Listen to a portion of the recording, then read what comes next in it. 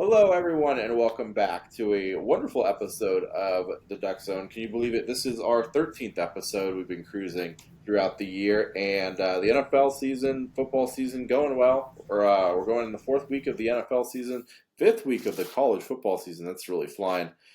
James, how you doing? How's everything going on up there? Everything's good. Closing in on the wedding date, so that's been a big part of the weekly to-do list. But weather's cooling down. Everything's good. Yeah, I actually looked at my calendar like earlier today and realized, oh my God, my flight's like 2 weeks from now. It's kind of quickly approaching. Got to get everything organized. But Yeah. yeah, it's gonna be a good time. And yeah, directing it back into sports. I know you got a lot to say about the NFL Week 3 slate. So I'm just gonna give it straight to you. What were your reactions from Week 3? Yeah, that's the biggest thing. Everything I thought I knew, I don't know. I mean, it's probably the same every year in the NFL. You start seeing something that you think is going the way that you think it's supposed to be, but everything you think you know doesn't happen, which is why the NFL is probably the most fun sport to watch because it's so unpredictable. I mean, literally impossible. Teams we thought were really good through week two shit the bed in week three. Um, Three of those teams being the Saints, the Buccaneers, and the 49ers. You know, they look great, and then all of a sudden they were not so great. Some other notes I wrote down while watching the NFL games on Sunday and Monday, and I guess even Thursday. I guess there is that Thursday game. So Aaron Rodgers might just have enough left in the tank. Sean, are the Jets? Can we consider them a contender? In the division that they're in at this point, with New England not being very good, Miami, we don't know what's going to be going on with Tua, but what we've seen of the quarterback position at this point, they're not a contender. Buffalo's good. Buffalo's 3-0. They've looked quite good through 3 games. I mean, the Jets, they could sneak in. It could be a thing. They could steal one of those wild card spots, and it wouldn't surprise me. That defense is really good. They showed it against New England last week, and Rodgers really is just being asked to not do anything bad, don't turn the ball over, and the defense should hold. This is probably a playoff team. I predicted them to win the division at the beginning of the year. It doesn't surprise me. They're not asking Rodgers to do a whole lot. Yeah, they look better than I thought they would be. Rodgers specifically, especially, or I should say Rodgers especially, because of his age. But I mean, they have a pretty good two-headed running back in Brees Hall and the rookie Braylon Allen. Allen. I think he's out of Wisconsin. Yep. Um, and their defense is, I wouldn't say great, but it's manageable and potentially could get better. Um, it's kind of funny. We were talking about Robert Sala potentially being on the hot seat after that first loss, but then they've rattled off 2 wins in a row, and I guess we'll see. Guess we'll see. Hmm. Um, you mentioned the Bills, so I wrote down who is the best 3-0 team, and we have three teams out of the AFC and two teams out of the NFC. So Sean, who is the best 3-0 team right now? So it's a real tough one because it's like I think the best team is Kansas City still, but the funny thing is you look at all three of their wins and it could very easily be their 0-3. The Baltimore game coming down the last play, Cincinnati with the penalty, and then Atlanta had chances to score there late but didn't. I mean, the three balls go different ways. They could be 0-3, not 3-0. I think Buffalo has been very impressive um, in the manner of how they've won games. I mean, they blew out Jacksonville this past week. Josh Allen's looked really good. They dominated Miami in Miami. So I'm going to actually give you a couple answers here. I'm going to say Kansas City, I think, is the best team. They haven't played up to great, but they're just a great team, and I don't know how they're going to get knocked off. Buffalo's been pretty impressive, better than expectation. And then I would say the most surprising of the bunch is Minnesota. And that defense is really good, and what Sam Darnold has done has been really impressive. They've beaten, don't get me wrong, week one Giants and not so impressive, but they've beaten two teams that are considered to be very good in San Francisco and Houston back to back weeks and made them look not very good. Yeah, yeah. Minnesota's by far, I think, the team that no one could have predicted, especially going into the season, losing J.J. McCarthy. Everyone's like, oh no, Sam Darnold's at the helm. Like, he's never proven anything. But he's been unreal. I think he has the most touchdown passes of any quarterback in the NFL. Will that stand? Probably not, to be honest, but Minnesota looks like they're a real deal. Stemming off what you said about KC, to me, they are the best team because, like you said, they're winning games while they, if the ball bounces a different way, if Isaiah Likely's foot is in bounds, who knows what happens with that game. I'll be getting to KC actually a little later about how the Chiefs chiefed again. We'll get to that later. But yeah, the battle, or in the NFL, you can't predict anything, and winning is winning. A win's a win.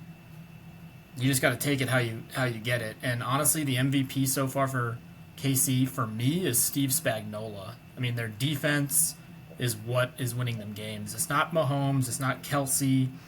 It's not their speed receivers. It's certainly not their running game, especially now with Pacheco on the IR. I mean, Steele filled in pretty nicely. And maybe it's a little bit of we're just expecting so much. I think we have this expectation of the Chiefs they have to dominate offensively. And if they don't, what the hell's going on? But they're not bad. They're just kind of getting by. Well, the scariest if they're thing, just getting by now, the scariest thing for me with Kansas City is really the fact that it feels like they're running a B script and they're still winning games. They're not running an A script. exactly. That's the scariest thing about it Yeah. is you watch everyone else right now and they're running an A script or something close to it. They're running like their second or third option throughout the whole game. They're not doing anything fancy. I mean, in a lot of ways, their offense is Rice right now. Their whole offense is one guy. I mean, and we know. I mean, Kelsey's done nothing. That's not going to continue. I mean, Xavier Worthy we've seen highlights of, but he's going to get more involved. I mean, Juju Smith-Schuster, I think, has touched the ball once this year, and he scored a touchdown. I mean, they got a lot of talent that they're not even using. They're not even having to go. It doesn't feel like they have to go very deep, and we're not going to see this playbook probably till December, and they're just going to rattle off wins, and if they lose a game, they're going to just kind of shrug their shoulders and say, well, we didn't want to lose, but who cares? It's the middle of October. Yeah. Yeah, that's the scary thing, is that they really aren't even playing that well, and they're still getting wins. People are blaming Taylor Swift. People are blaming a lot of things on why Travis Kelce, his off-season antics, traveling around with her, being a part of the show, whatever. I did see a rumor out there that that they are not using Kelce just so they can kind of save him for the playoffs. Seems a little. I don't know if I believe that, but anyways, that's enough Chiefs talk for now. Well, let me just add one more thing to that. I think it just goes back into the Plan B thing. I think there's some truth to the fact of they're trying to save Kelsey's legs. He is actually at the end of his career. This could be it. It's just they're trying to save his legs because who cares what he does in September? We need him in January. Yeah, that's true. I mean, I guess, yeah, you're right. There's a little truth to that. It's just interesting that it's one thing to have modest games, and it's another thing to just be completely uninvolved at all. And from what we're used to seeing out of him, he hasn't really been great. But that's a really good point. So moving forward, are the Titans the worst team in the NFL? Yeah. At this point, yeah. There's And I not don't much. think we need to really go into more detail about them. They look terrible. Will Levis has been terrible. Just everything about them has been terrible. Yeah. Another one we don't have to go into too much detail on if you don't want to.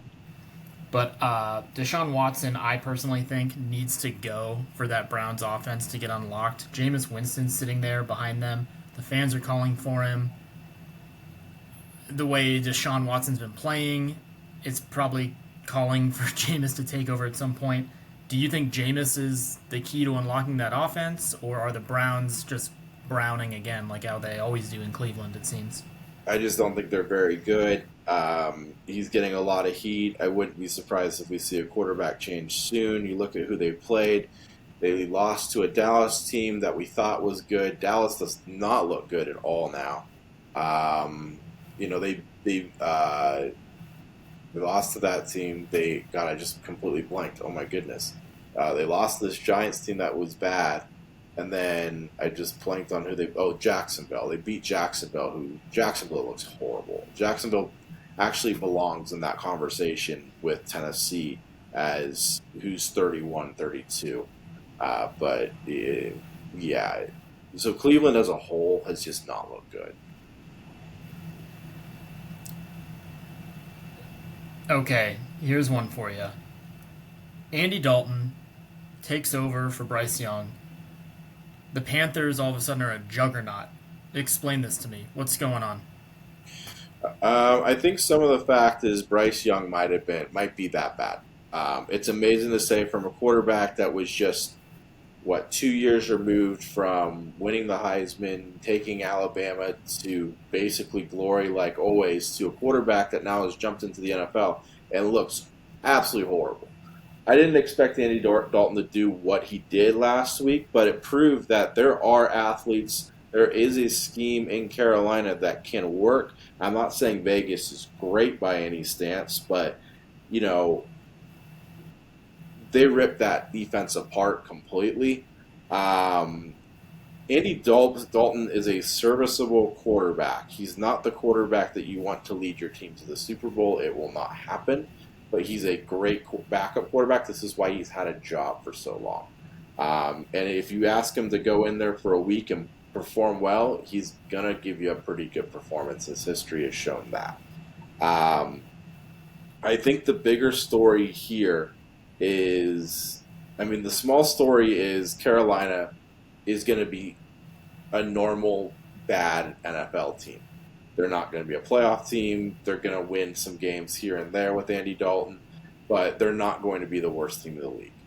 Um, Bryce Young is not going to be in Carolina much longer. The question is, where does he go next? But what we've seen, and I wish I pulled up these stats because I completely forgot to, they're probably pretty similar to what Johnny Manziel was. And Johnny Manziel sure had his off the field issues, but they're that bad. They're Ryan esque bad. Like, I don't know what they do.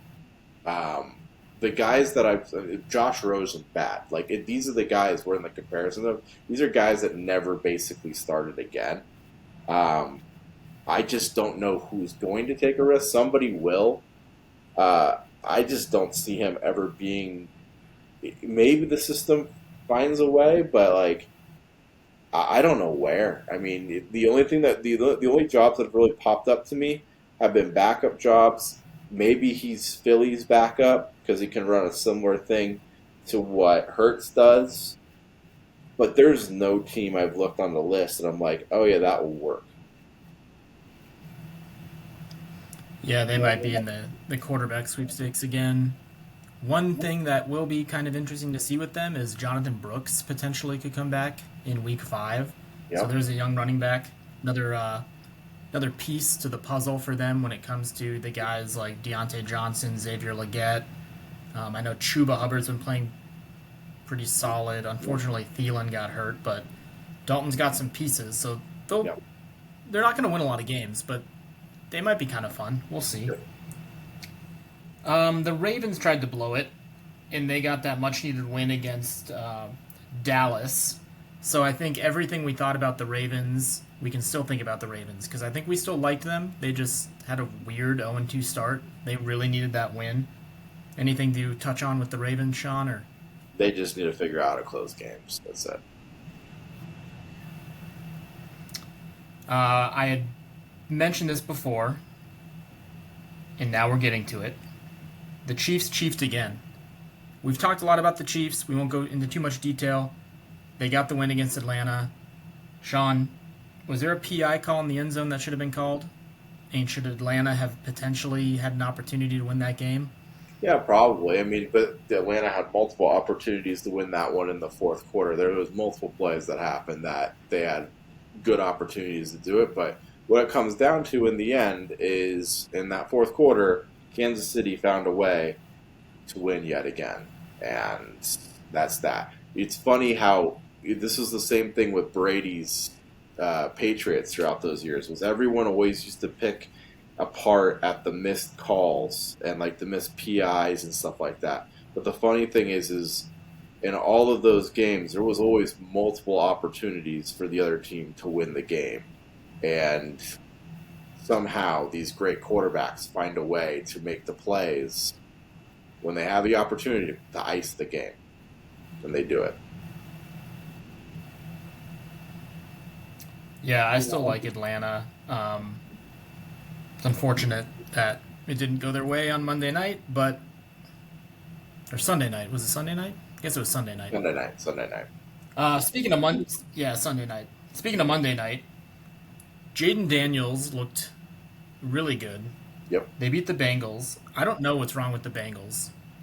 Joe Burrow had a decent stat line. They're 0-3. So I'm going to leave you with this. Here's my last note of the night. You can touch on this, and then we can get into our picks. Mm-hmm. Bengals head coach is Zach Taylor. The Bengals are 0-3.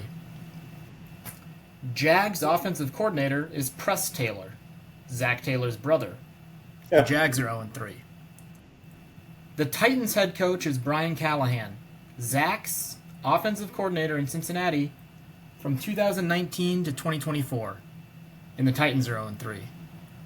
Something's going on with that Zach Taylor, Connection. branch of coaching, and it's That's not real. good because all three of those teams are 0-3. I thought that was a funny little fact, That's just rough. but yeah. The Titans are bad. We talked about them. The Jags are bad. You talked about them. The one thing I'll say about the Bengals, they have to be the best 0-3 team in football. They have the players. They have the quarterback. I would like to think they have the defense. I mean, they're always good at defense. I feel like Cincinnati's always good every year defensively. I don't know what's going on. I don't know if the Chase contract was, that looming going into the season might have been a bad omen. Maybe it was Joe Burrow dyeing his hair. I don't know. But I want to know what's wrong with the Bengals so bad because it's hard not to pick them to win. Yeah, it's a weird one, and I'll just preview it here in a second. I mean, they play at Carolina. If they somehow lose to Carolina, they drop the 0-4. They're not coming back from that at that point. For me, though, it's been one of those weird things of ever since they made it to the Super Bowl, which was the 21-22 year. The following year they got bounced to KC, if I remember right. And then since then, it's just been kind of Burrow hasn't been healthy. Injuries have really hit them hard. The wide receiving core. The defense has been kind of I would say inconsistent is the best way of putting it. They have good weeks, but then they have bad weeks. They lose to teams that are just, they should not lose to, and then they beat a team that's like, wow, okay, this team's still for real. It's just beginning to feel like, it's so crazy. This is just how cutthroat this league is does Zach Taylor make it through the season? If they lose a couple more games here in these upcoming weeks, because it's either he's going to lose his job or it's going to be, man, was this team just a mirage that just came in with a bunch of rookies and the league just did not know what to do with them, and now the league is completely caught up to it. Yeah, that's a good point. They they were just in the Super Bowl a couple years ago, and the expectations every year going into the year, they're supposed to be one of those contenders. They seem to always get off to slow starts, and by no means are any team really out of it by week 4. But yeah, if you start 0-4, you can pretty much just kiss away the playoffs. I mean, it's not impossible, but statistics say that you're probably not going to make it. And I mean, and that it's would probably, to me, they have the pieces and they have the quarterback. I think they need a new head coach. yeah, I mean, and it's really really hard when you start the season. So I mean, if going back to last year's records, let's say they lose on to Carolina, that'd be ridiculous. They lost. That would mean their first 4 games they lost to the worst team, the second worst team, and the third worst team last year. That's tough. Yeah, I things are mean, that's tough to things aren't come. shaping up. I mean, I mean, you Yeah, can't defend if you lose this week in Carolina. It means you lost the worst team in Carolina last year, the third worst team in New England, and the second worst team in Washington. At that point, something's going to change. So Kansas City, I get yeah, that's the best team. So it's the opposite. right, right. But you can't start the season. Yeah, they're almost in that must-win territory. Yeah, they're almost the most Or I desperate. shouldn't say they almost are. They are in must-win They territory. are. It was just crazy. But all right, well, you want to jump into picks? Let's do it. All right, so let's break it down. Thursday night, we got a divisional game. Dallas going to the New York Giants. Don't quote me on this statistic. I've read it a couple times. I don't have it memorized, but basically the Cowboys don't lose to the Giants. I think they've won like 11 of their last 12, or it was something crazy like that. Cowboys are also kind of in that tier of they need to start winning games. So again, it's week 4. It's not a must-win, but it's as close as you can get to one. Give me the Cowboys on the road. I'll take the Dallas Cowboys as well. Going into Sunday morning, we got the New Orleans Saints heading to Atlanta to take on the Falcons. This one is so hard for me. It's a divisional game, so you assume it's going to be close. To me, it's a coin flip game. I'm going to take the Falcons at home. Unfortunately, sorry, Falcon fans. It is a Sunday. You can't get your Chick-fil-A at the stadium, but at least you can show up and hopefully see a Falcons W. I feel the same way. I'm taking Atlanta. That's a coin flip for me too. But since it's in Atlanta, I'm taking Atlanta. LA Rams traveling to Chicago to take on the Bears. If the Rams lost this past week, it would be an easy Bears victory to me because the Rams looked so bad against Arizona. But the fact that they come back and win against the Niners just completely screws up everything. Like I said at the beginning, everything I thought I knew is now out the window. I don't know what to base anything off of now. So I'm going to go with the Bears defense playing a big role in this game. And again, it's the NFL. I think home crowds matter. So give me the Bears. I'm actually going to take the Rams. I'm giving Sean McVay the edge here. He's a very good coach. He somehow pulls these games out. I just think he's going to out mastermind the Bears and make Caleb Williams look bad. I take the Rams in a low scoring, ugly affair. Minnesota, this is probably one of the games of the week, in my opinion. Minnesota traveling to Green Bay. Green Bay is a tough place to play. I think the Vikings are due. Their defense is real. I think we get another pretty solid game out of Sam Darnold. I don't know who's starting at quarterback yet. I know Love was questionable last week, so he's probably going to be pressing more to play, especially in this really big rivalry game. But I think there's a lot of pieces that are working well for the Vikings, and you got Justin Jefferson on the field, so give me the Vikings on the road. I'm going to take Green Bay. It's in Green Bay. I think that stadium's going to be hype. I think Jordan Love does play. I know he's 50-50 at this point, but I think Jordan Love plays, and I think Green Bay gets the victory. I think Minnesota somewhat comes back down to earth after the last 2 weeks, playing basically flawless football. We got Pittsburgh traveling to Indianapolis. Steelers' defense is probably through 3 weeks, the best defense in the NFL currently, and that's what's winning them games. Justin Fields, I thought, has improved each week. And if he takes the training wheels off, or I should say, if Tomlin lets him take the training wheels off and lets him actually run around like the athlete we know he is, then I think their offense gets just a little more dynamic. Maybe opens up the passing game a little. I like the Steelers on the road, and I think Anthony Richardson continues to struggle. So Steelers. I got the Steelers as well. Denver taking on the New York Jets. We talked a lot about the Jets early on. We both like them. You have them winning the division. The Broncos, I think, are a mirage. They played a really good game last week, but I don't think that happens, especially since that was at home. Now they have to travel across the country, so I like the Jets at home. I also have the Jets in that one. Nothing need to add there. Philadelphia going on into Tampa Bay. So I still really like Tampa.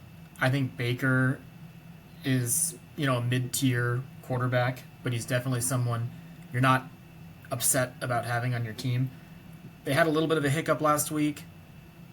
I think Godwin and Evans and even Rashad White, who hasn't been great. I know a lot of people are clamoring for Bucky Irving to take over as the running back, but I think the Bucs rebound.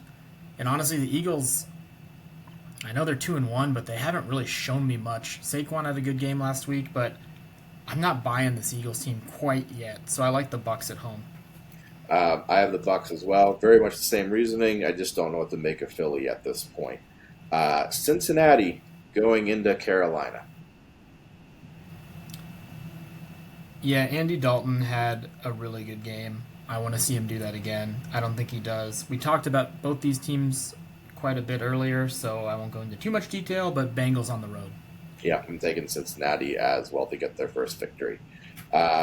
Jacksonville going into Houston. Another team we talked about a lot, the Jags. I don't think we have to go into too much detail. They're bad. Trevor Lawrence is bad. The Texans, I think, rebound. I think they're a good team. So I like the Texans at home, and C.J. Stroud gets back on track. Completely agree. Nothing to add there. I'm taking Houston as well. Into the afternoon slate, the Commanders, Washington, heading into Arizona to take on the Cardinals. This should be a pretty fun game. You have Cliff coming back to the Valley. You have Jaden Daniels coming back to the Valley, where he played at ASU before transferring to LSU.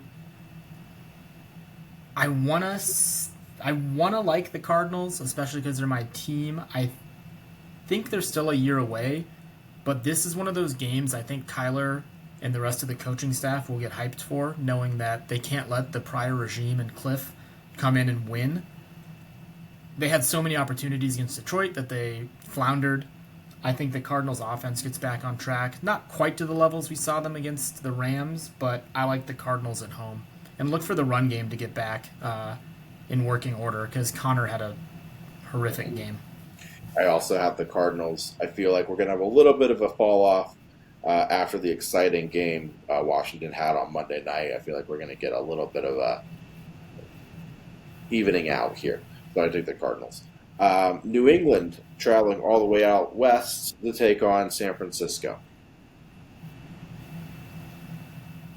Yeah, there's nothing about the Patriots that have impressed me. Even that Week 1 win, they kind of gritted it out. I think the Niners rebound. They're still a decent team. I mean, not having McCaffrey definitely hurts, but Jordan Mason's been filling in very nicely. They lost Hargraves on the defensive end, which is a huge loss. But there's a lot of these teams that I'm picking to win that kind of faltered last week, and I think they rebound this week. And the Niners are one of them, so I like the Niners at home to win the game. I'm taking the Niners as well. Cleveland going into Vegas, take on the Raiders. I like the Raiders at home. I think Pierce came out and said Minshew's going to start the game again. The Raiders are weird. I don't think they're a good team by any means. They really need to get Adams involved. Their run game is skeptical. Zamir White's the starter, but Madison's been taking a lot of the carries, especially goal line.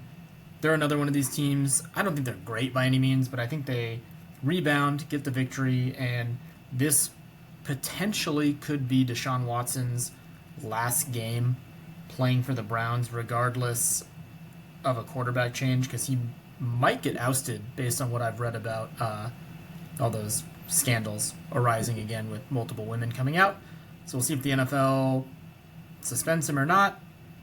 But if not, maybe we'll see Jameis, because it's reaching a point where the Browns need to win. Yeah, I agree. I'm also taking the Raiders for a lot of the reasons you just mentioned.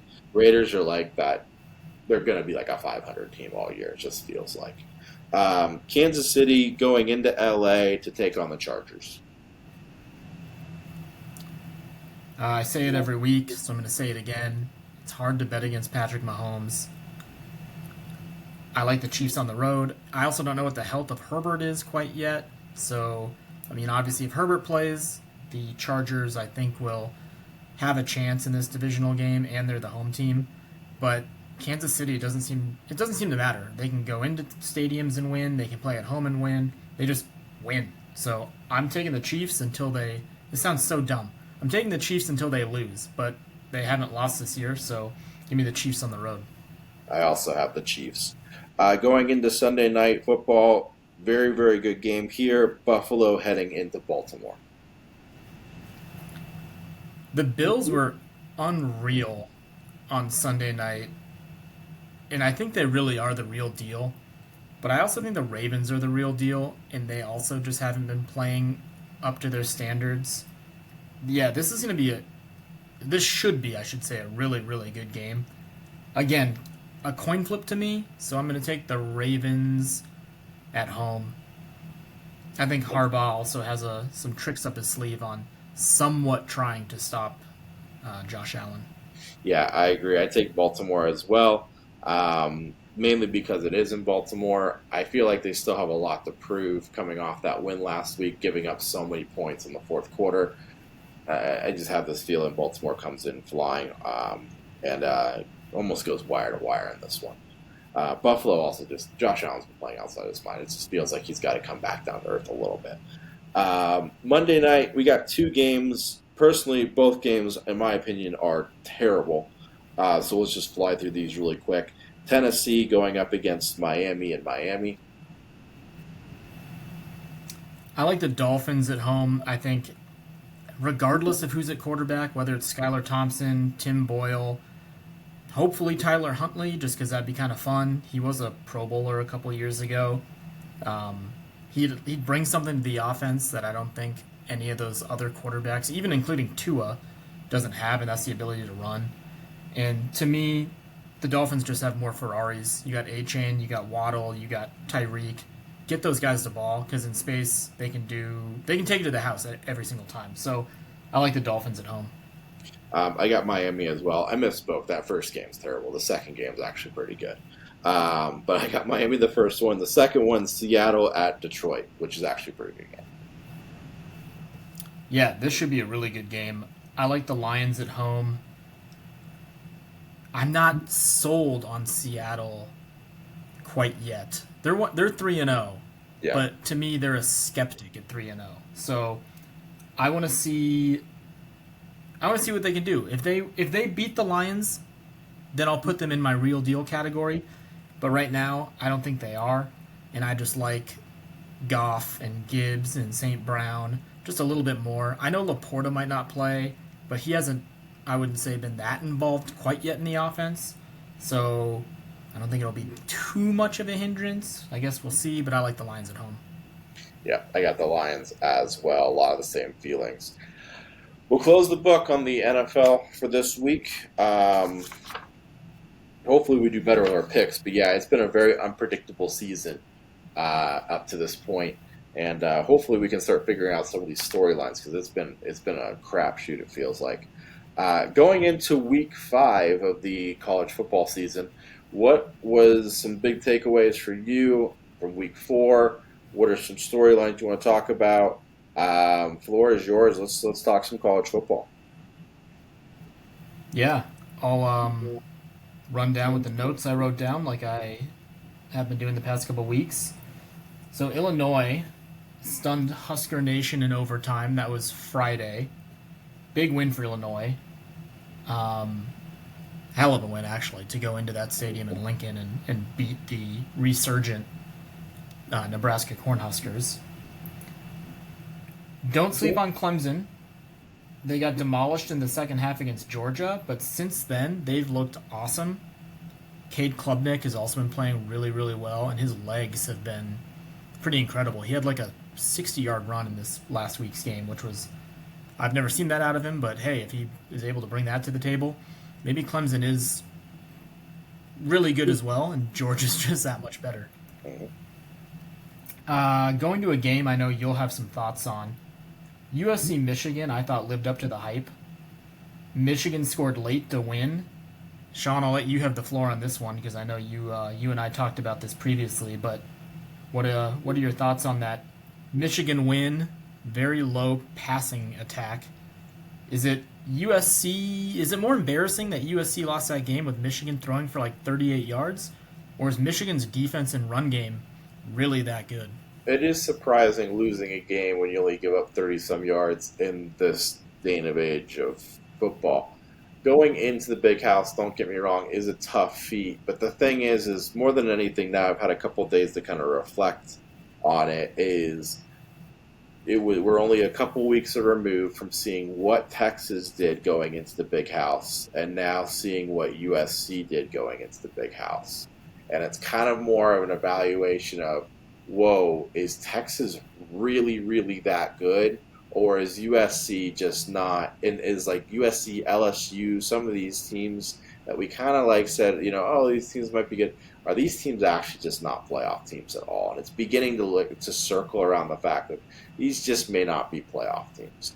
The USC's, the LSU's, even the Michigans, they just may not be that great. Time is going to more tell, but losing a game when you give up that few of yardage and just you can't stop the run is a bad recipe for going forward in the going forward in the Big Ten for USC. I just don't know what to make of. Well, time is only going to tell, I think, at this point. Michigan to me would be a fun team. Their quarterback play has been so bad that I can't even think who the first quarterback they had is, but the quarterback they brought in to end like week 3, and then against USC was Origi or however you pronounce it. Michigan should run like the triple option because they have two good running backs. Their quarterback, I would think, could run a little bit, but you don't have to be a huge running quarterback to run the triple option or even an option style. But they have the defense and they have the run game, so just use that to your advantage. Yep. NIU shot themselves in the foot with a loss at home to Buffalo, so you can pretty much cross them out as the mid-major team to go to the playoffs. Mm-hmm. Utah came up with a huge win in Stillwater without Cam Rising. Utah's real, and their defense is really, really good. Number 7, Mizzou, barely hung on in overtime. I turned to that game actually right before the field goal attempt in overtime, and thanks to that missed field goal by Vanderbilt, Mizzou is able to hang on and cling to that number 7 ranking. FSU is off the schneid with a win against Cal. There's really not much to talk about. I just thought that was interesting that it took to week 4 for FSU to get their first win, especially starting the year off as the number 10 team in the country. Tennessee might be the best team in the country, in my opinion.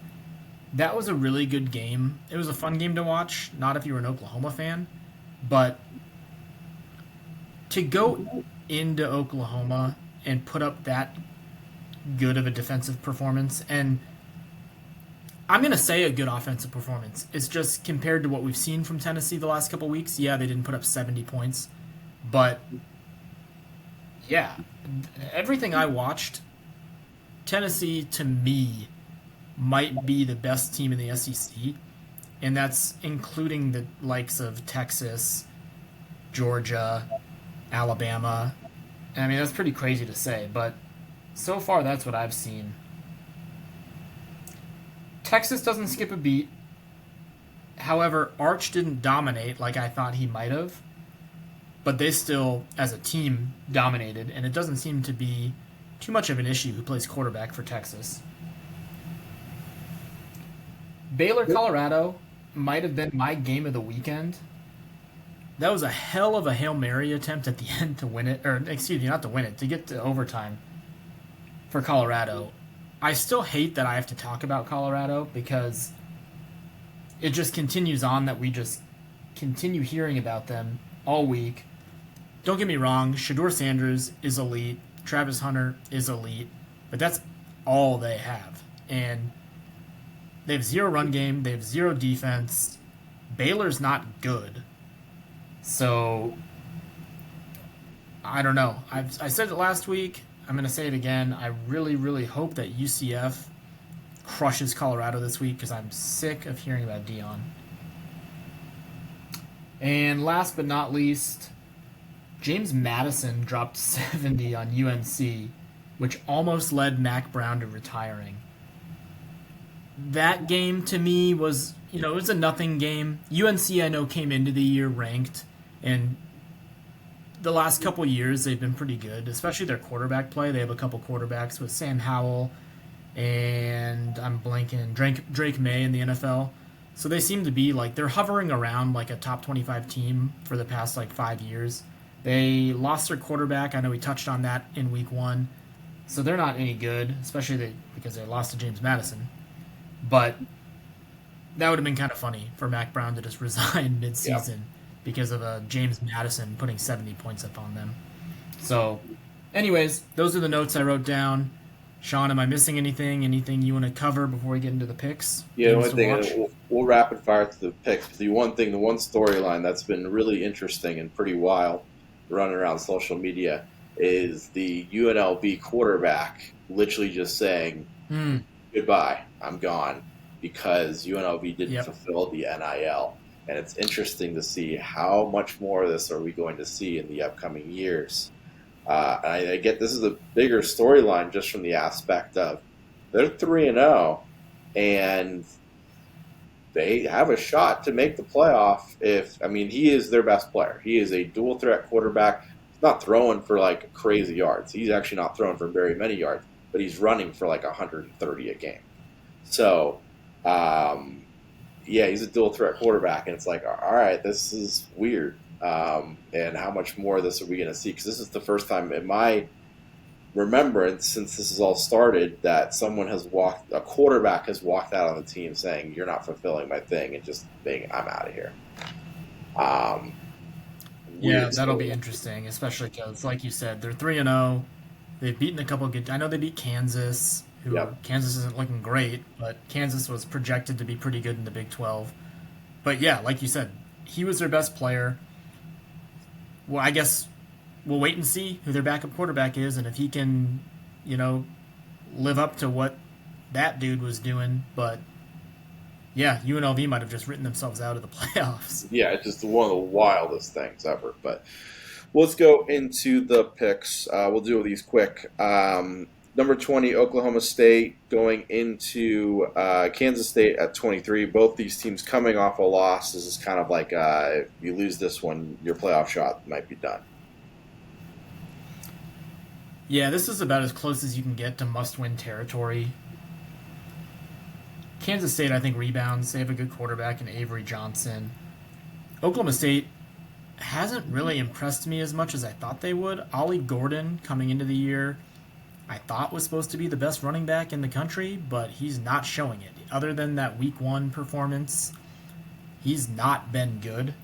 So I think K-State rebounds, and I think they win by a decent margin at home. I'm not going to say handedly. I'm not going to say it's going to be a super close game, but I think they win. I think they win at home.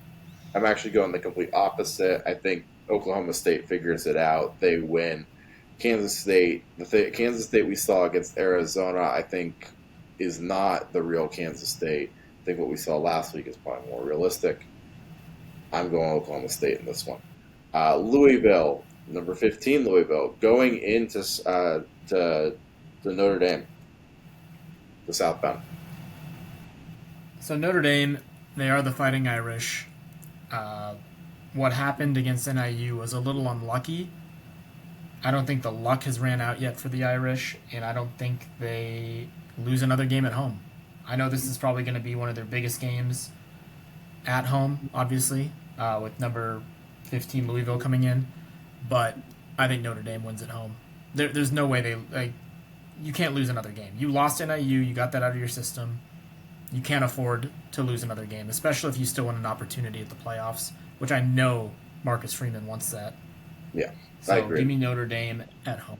I agree. I got Notre Dame as well. Game of the week, potentially game of the year, or at least it's going to be up there. Georgia going into Alabama. Georgia's number 2, Alabama number 4. This is the must-watch game of the week. Yeah, I know we've been talking. A lot of these games I know we've talked about.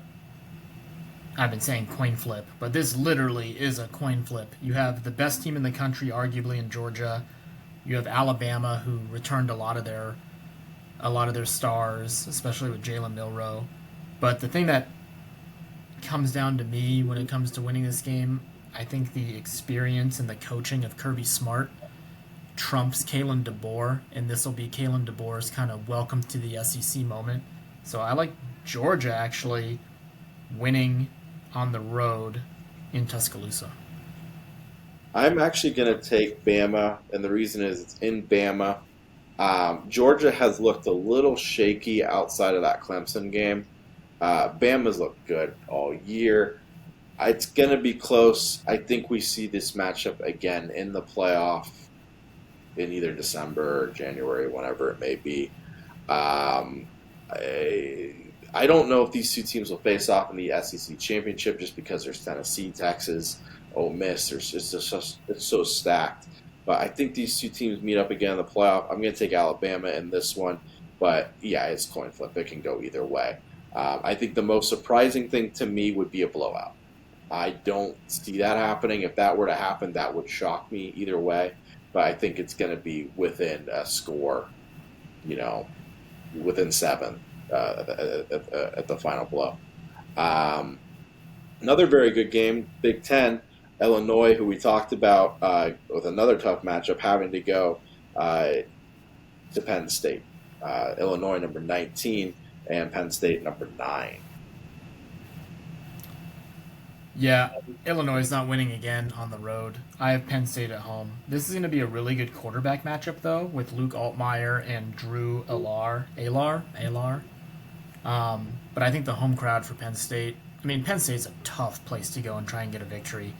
And the fact that Illinois did that already in Nebraska, Yep. I don't think that they can do it. I mean, back-to-back road wins is pretty tough, and Penn State's really good. So I like Penn State at home.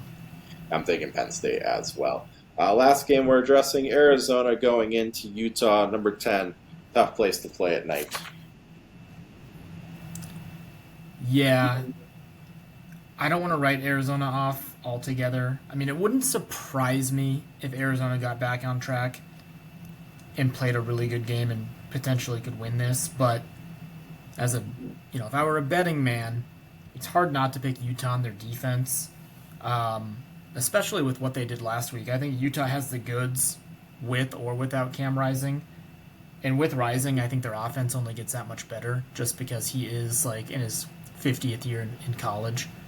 He's like super old. I saw something that he's older than like tons of NFL players. So, he's composed. He's a good quarterback. They have a good run game. They obviously have a really good defense. So, as much as it pains me to say this, I think Utah's going to win by double digits. Yeah, I got Utah as well, and I think that pretty much kills Arizona's hope at the playoff. Um, Talking about the playoff, we'll just do this really quick. Long episode, but we'll quickly do our 12 playoff selections if the playoffs started tomorrow. Who do you got in your playoff? Yeah, mine didn't change a whole lot. I still have Ohio State out of the Big Ten, Georgia SEC, Miami ACC. I did change to Utah for the Big 12. I think I had Kansas State previously, but I have Utah now. They, to me, are the best team in the Big 12. My mid-major changed. We talked about NIU losing, so that killed their opportunity. I like Boise State. They also have a really, really good running back. We've discussed him before as well. Yep. Then my at-large teams, in no particular order: Tennessee, Alabama, Texas, Oregon, Penn State, Ole Miss, and Clemson.